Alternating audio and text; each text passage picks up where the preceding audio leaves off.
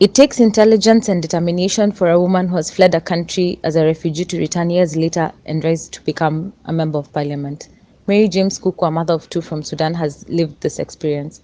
Though she has traveled and lived in several East African countries, she was always determined to return to Sudan and work with the women at the grassroots level who are struggling to survive.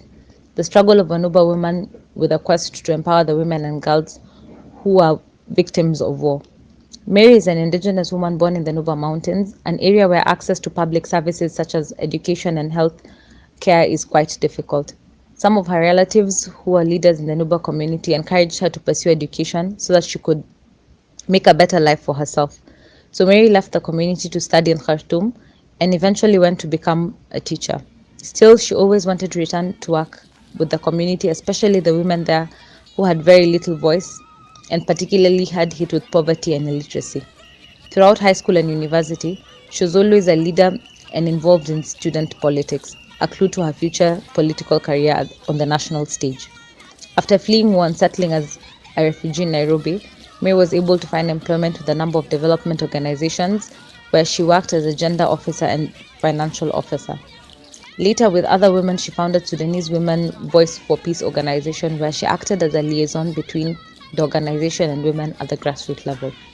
While still in Kenya, she undertook training in peace building and reconciliation, trauma counseling, and human rights, which equipped her with skills to help foster peace in Sudan.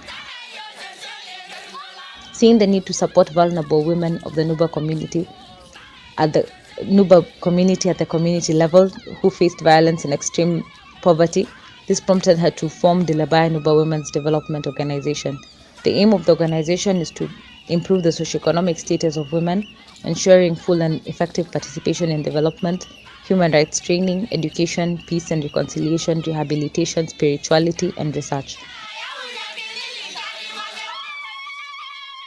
The organization has implemented various activities on community development, peace building, and reconciliation, and economic empowerment in support of the Indigenous women and girls who are victims of war of the Nuba Mountains.